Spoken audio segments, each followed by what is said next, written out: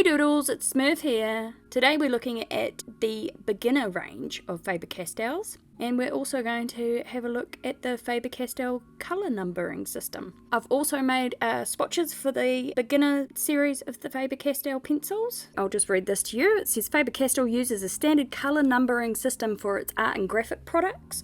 For example, a particular colour of Polychromos artist colour pencil can easily be used with the same colour Albrecht Durer pencil. I probably butchered that, but anyway.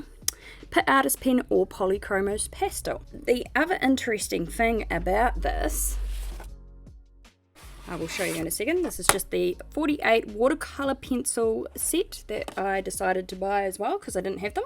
The interesting thing, as I was saying about these, is that they also use their colour coding system with their beginner range of pencils as well, but they don't really exactly broadcast it or make it obvious. For example, I've got a pile of the other Faber-Castell ones here, so I'm just going to pull the watercolour one out as well, and then I will show you how the coding system works with the classic ones. I'll play with that later. Alright. I'll just grab the Polychromos. So the Polychromos colour I have pulled out here is Pale Geranium Lake, which the coding on it is 121. Then if you grab your Albrecht Durer pencil, if that's how you say it, as you can see, Pale Geranium Lake 121. If we grab our Goldfaber, which is the middle range, or for the artist student type, 121. So it's Pale Geranium Lake as well. Then if you get your classic colour, classic colours start with 3, as in 300, right? But you'll notice 21. So therefore we now know that this is also Pale Geranium Lake.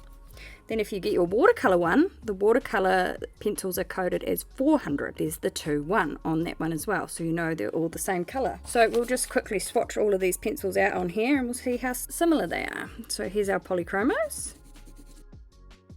I'll just write Poly there, and then I'll put a D for the Albrecht Durer, and then I'll put GF for the Goldfaber. As you can see, the leads all work very differently. And then I will get our classic colour, and then I will get our classic watercolour. I'll just put WC for that one. So as you can see, they're all the same shape. So that is the cool thing about Faber-Castell having its own colour coding system. This week I'll be uploading videos on the 48 watercolours and the 48 and 60 classic sets. The set's swatches will include all of the colour names. They will be available on my Gumroad page. Until I see you next time, keep on doodling.